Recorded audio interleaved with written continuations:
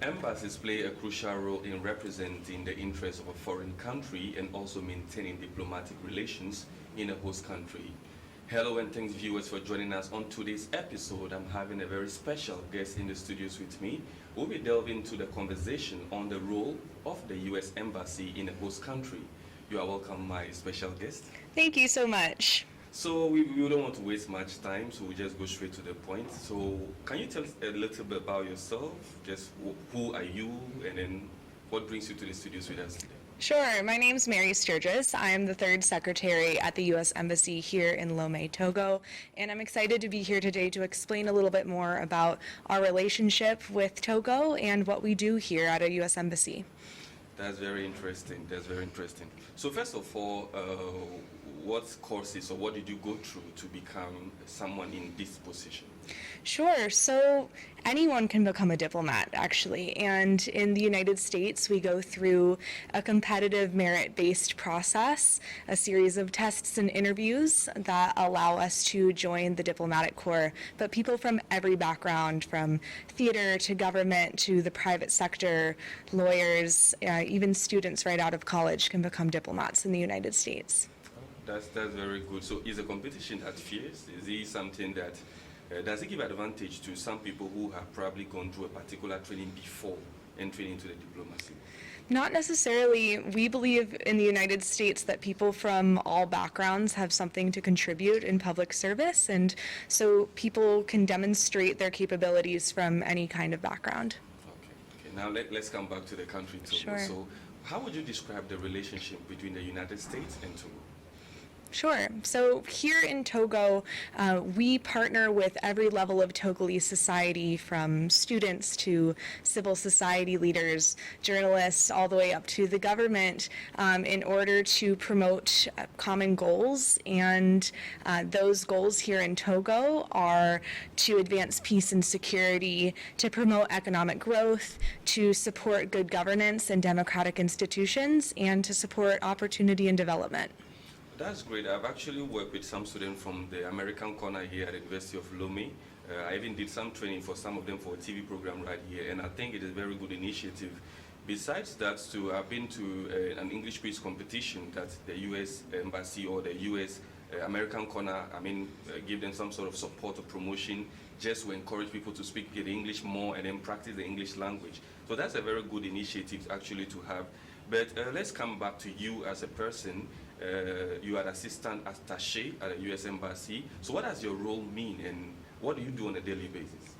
That's a great question. So in my role, I work in our consular section, and I have two primary responsibilities. The first is that I have the privilege to speak with thousands of Togolese people every year that are seeking to visit or to immigrate to the United States. But my primary responsibility is to assist and protect American citizens that are living here in Togo. Usually that means doing a passport renewal or helping them register the birth of their child overseas. But sometimes that means that I meet American citizens on their worst day, whether that means that they've been imprisoned or they're facing a medical emergency or they have a personal or national level crisis that requires them to travel back to the United States. Those are all things that me and my team would respond to. Just something off topic. I think last year or last 2 years there was an issue about, Togolese trying to go to the United States and they had to apply for the visa and all those things, and somewhere it became a popular cliche, have not been selected. So what are some of the when it comes to such a situation, how do you go around it? Having that conversation with them to explain to them maybe why they may not be selected. Sure. So unfortunately, many people take advantage of the visa programs here, and either through fraud or through lying to a consular officer, they're misrepresenting the reason why they want to visit the United States. And because of that, we have to scrutinize very carefully the applications of all visa applicants that come to visit us. However, even if I'm not able to give them the answer they want to hear, I try and explain the refusal to them the best as possible, and I also try and treat them with dignity and respect, understanding that they've just received some difficult news. From your submission, it looks like your work it has to do a lot with dealing with people from different phases, maybe whether they are sad, they are angry at something, you have to deal with them on a daily basis. So now we have an embassy and a consulate in Togo. So what is the role of the consulate in Togo? Sure. So as I mentioned before, our first goal is to protect U.S. citizens and aid them in case of an emergency or with routine services. We also have our tourist visas and our immigrant visas that we help with. But I think something that people don't know about a consular section is that we demonstrate our commitment to democratic institutions and good governance by helping fight corruption and fighting fraud. We have very close relationships with the Togolese police, and when we receive people that are committing fraud or have been extorted by a criminal actor or a visa fixer, we do arrest them, and we work with local law enforcement to implement the laws of Togo and to protect U.S. national security from fraudulent or from criminal actors. Thank you very much, viewers. We are on the conversation, the role of the U.S. Embassy in Togo, and our special guests have been very insightful, giving us more information and clarity on some of the services rendered under the embassy and the consulate. We'll be going for a quick break. When we come back, the show continues.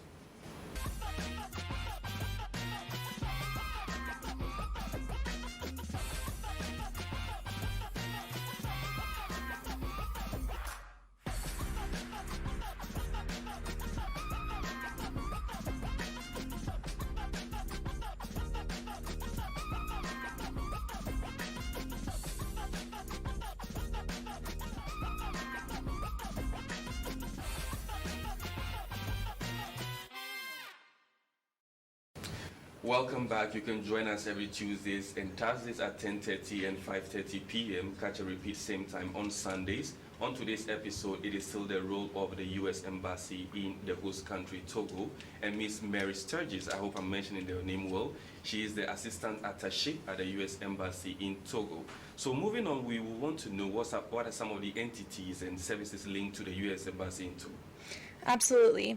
So we have several different entities. First, we have the Peace Corps, which since 1962, over 3,000 American volunteers have worked in agriculture, health, and education here in Togo. Currently, we have 41 volunteers in communities across the Maritime and Kara regions supporting economic growth and prosperity here in Togo. We also have other organizations based off of the bilateral agreements that we have with the host country. Here in Togo, we have the U.S. Agency for International Development, which works very closely with the Ministry of Health and with leaders in civil society and in the health and education sectors to improve development outcomes and health outcomes in Togo. We also have the Millennium Challenge Corporation, which has funded a $35 million threshold and compact program here, primarily focused on agricultural and land reform, digitalization, and information technology systems. Okay, so let's go a little bit off topic once again. So when it comes to people who are handicapped or people who are less fortunate, if I can say, do you have any particular programs you have for them? Absolutely. USAID recently announced a $1 million grant to FETAF to support people with disabilities. The money will primarily be used to support vocational training for people with disabilities in hopes that we can help Togolese society empower people that might be less advantaged economically and also help remove the stigma around disability. Okay, so there's one thing I would want to ask. With all the tasks you undertake, with all the difficulties with it and all that, how do you maneuver between such difficulties as a person and as a professional? Sure. I think it's really important to focus on the things that you can do rather than the things that you can't. So I focus on the visas that I can approve, the American citizens that I can help, and the really wonderful relationships I have with Togolese people and with my Togolese colleagues at the embassy. And that really helps with my morale and my motivation. I find Togolese people to be incredibly kind, and so it makes it easy to love my job here. That's very great. One last thing before we probably sum up. What is the most fulfilling thing? What do you find as joy? What is What is that feeling you have that is good when you do a job? Is it when you approve a visa? Is it when you're able to solve a situation? What gives you the joy in terms of your work? Sure. That's a really interesting question. I think for me, it's when I can see the impact that my work has had, whether that means I'm seeing a family being able to legally immigrate to the United States, or I've taken an American citizen on their absolute worst day and made sure that they get the help and support that they need to recover from what may be a very serious personal crisis. So lastly, as a confirmed diplomat or the test secretary diplomat, what is the advice you would give to someone who wants to take the journey to become as influential and impactful as yourself? Well, as I mentioned before, I believe that diplomacy is really just about relationships that you build upon in order to serve your community.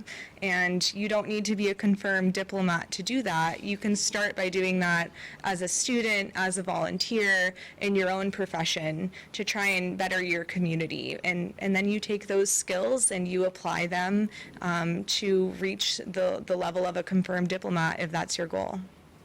That's very insightful. Now we know or we understand that embassy is actually a bridge between their country and the host nation. They try to foster peace, promote cooperation and all that. But specifically in a situation where you spoke about democracy earlier, or democratic institutions, in a situation where there's a crisis in Togo, for example, that may affect actually U.S. citizens, well, what activity or what exact things can you do to make the life of the foreign nationals or the U.S. citizens a little bit better? Well, first and foremost, in that kind of situation, I'd like to emphasize that the entire embassy would support the nation of Togo in recovering from what might be a natural disaster or something like that. We have USAID here, the United States Agency for International Development, and many other entities that collaborate closely in order to build Togo's resilience to those kinds of disasters. So it wouldn't just be about protecting American citizens. But in terms of my role, certainly we have a lot of resources in the United States that we can call upon to support people with, whether that be through a repatriation loan or food or medical assistance here. We can also connect them with agencies in the United States that can actually meet them at the airport in order to connect them to the services in the U.S. that they might need. Thank you very much for the submission. You speak French, I suppose? Oui, bien sûr. Okay. This is an English program, so we'll just try to... Because I actually wanted to know how you're able to converse with people. Although you deal with U.S. nationals, there could be other people that you may have to work with. That is why I actually asked the question about the French. So it's a very wonderful situation or condition having you here. I'm very glad you honored the invitation. And also I would want to especially thank the Ambassador, Her Excellency, or the Honorable, Madam Elizabeth Fitzsimmons, and then the U.S. Embassy, Mr. Ronnie, for making this invitation and interview very successful. I'd want to thank my director, Akleso, the studio manager or the floor manager, Fofo, the graphic designers, Bruce, Edmond, and Karim. Thank you to the production team. Thank you, New World TV. Thank you, viewers, for being loyal to us. See you next week for another interesting episode.